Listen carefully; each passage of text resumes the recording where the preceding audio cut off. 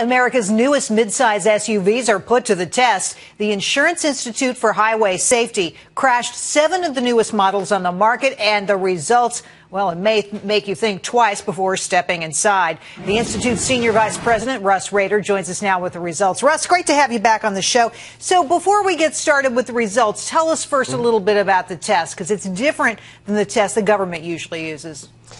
Yeah, this is a different kind of test. It's called a small overlap front crash test. It's done at 40 miles per hour, and it replicates what happens when a vehicle may drift over the center line of the highway and just clip another vehicle headlight to headlight, or go off the road to the highway and hit a tree or a telephone pole on the driver's side. It's based on research that shows about 25% of the serious injuries and deaths that occur in frontal crashes are in these small overlap impacts.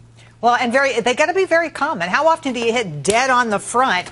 I think it's probably pretty rare, and that's what the government tests for. Now, your results, you tested 7 SUVs. Only 2 came up good. What should motorists make of your results?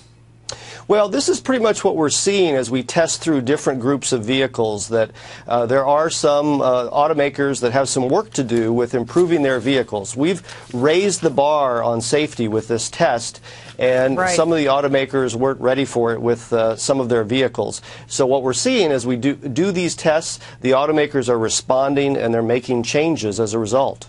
So the Dodge Journey, dead last, it gets a poor rating. Why? This is a quintessential poor performance with the Journey. The problem with vehicles that aren't designed for this kind of crash is that the occupant compartment can just collapse, and that's what happened with the Journey. We had the instrument panel moving back 9 inches toward the driver. The instrument panel actually ended up on top of the knees of the crash test dummy. There was so much crushing and an intrusion down in the footwell that the parking brake came back and gashed the lower left leg of the dummy.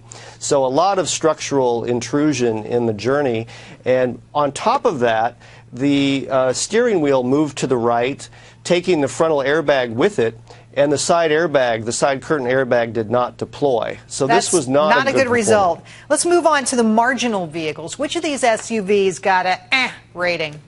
So sort of the second lowest rating, we have the Hyundai Santa Fe, we have the Jeep Cherokee, and the Dodge Durango. These are vehicles that, in performing in this test, their structures just didn't hold up very well. I want you to tell me, was there a vehicle here that stood out to you that really did well in these tests? Well, the stellar performance is really the Nissan Murano. This is a redesigned vehicle for 2015. Nissan engineers built this test into their protocols for engineering this vehicle from the get-go, and so it comes out of the box with stellar scores across the board. Makes a big difference whether or not you actually designed for this, that's for sure. What other results do you have here that drivers need to know about? Well, one of the things that's interesting is the Jeep Wrangler earned a good rating in the small overlap test, partly because it has a really strong bumper and a strong rigid suspension system that helped the Wrangler kind of glance off of our test barrier. But the Wrangler is only marginal in 2 of our other tests, the rear impact test and the side impact test. It also doesn't have a solid roof, so it can't earn our top safety pick rating.